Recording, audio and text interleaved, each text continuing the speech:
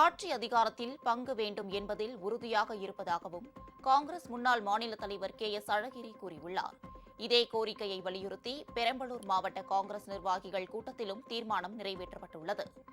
திருவாரூரில் கட்சி நிர்வாகியின் இல்ல நிகழ்ச்சியில் பங்கேற்ற அவர், ஆட்சி அதிகாரத்தில் பங்கு வேண்டும் என்பது எல்லா கட்சிகளின் இலக்கு என்றுதான் என்றார்.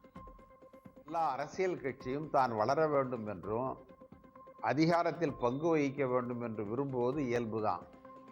நாங்கள் மட்டும் சொல்லல, வைகோவே சொல்லியிருக்கார், நாங்கள் இன்னும் அதிகமான தொகுதிகளை எதிர்பார்க்கிறோம் என்று. கம்யூனிஸ்ட் பார்ட்டியில் சொல்லியிருக்காங்க, நாங்கள் அதிகமான தொகுதிகளை எதிர்பார்க்கிறோம் என்று.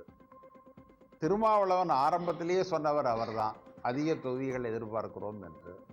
காங்கிரசும் சொல்லுகிறது, அதிக தொகுதிகளை எதிர்பார்க்கிறோம், அதிகாரத்தில் பங்கு வேண்டும்.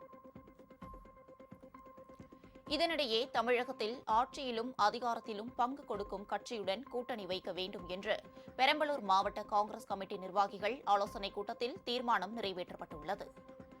20 ஆண்டுகளுக்கு மேலாக 61 சீட்டு சட்டமன்றத்தில் நின்றோம், 40 சீட்டு நின்றோம், இப்ப 20 சீட்டுக்கு வந்துவிட்டது. இதன் நிலைமை ஏன் காங்கிரஸ் வருகிறது? அப்ப காங்கிரஸ் கட்சி வலுவாக இல்லையா? அப்படி ஒரு கேள்வி எழும் நிலை உள்ளது. காங்கிரஸ் கட்சி மிக வலிமையாக உள்ளது.